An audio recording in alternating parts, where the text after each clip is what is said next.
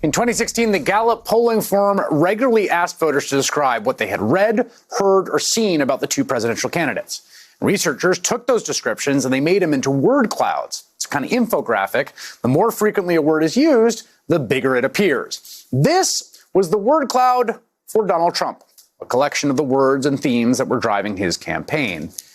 And this was Hillary Clinton, a cloud with one massive word in the middle, email. It was the most frequent answer to the question and about the best depiction of the collective failure of press coverage of the 2016 election that you're going to find. The email controversy was born of a totally, thoroughly, and obviously bad faith effort by the right wing, facilitated by mainstream coverage decisions that lost all sense of proportion.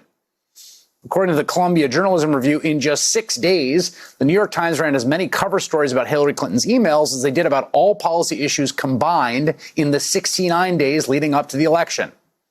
And after all that, quietly, on a Friday night, after more than 3 years, Donald Trump's own State Department released a 9-page report on those infamous Clinton emails. The conclusion, reading, quote, "There was no persuasive evidence of systemic, deliberate mishandling of classified information."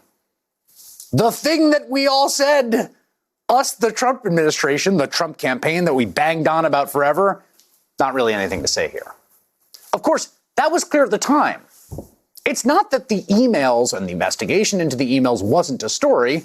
It was a story in the same way that Ivanka Trump using a personal email account is a story, was a story. We did a story on it. Is it the only thing that's covered about Ivanka Trump? The fact that Donald Trump has been using an unsecured phone that's been freaking people out, including a security team. There was a story about that. Is that the only story about Donald Trump? Or the guy who's at the center of the Ukraine scandal, Gordon Sondland, using a private texting app for official business in violation of the policies and procedures of the State Department? It just seems insane when you think of those three examples to think that those would be the most important thing to cover. And yet that is how Hillary Clinton was treated in 2016. A ghastly collective madness that deserves some accounting and introspection, and most importantly, a commitment on the part of the media not to fall for the exact same play again in 2020. Hey there, I'm Chris Hayes from MSNBC. Thanks for watching MSNBC on YouTube. If you want to keep up to date with the videos we're putting out, you can click subscribe just below me or click over on this list to see lots of other great videos.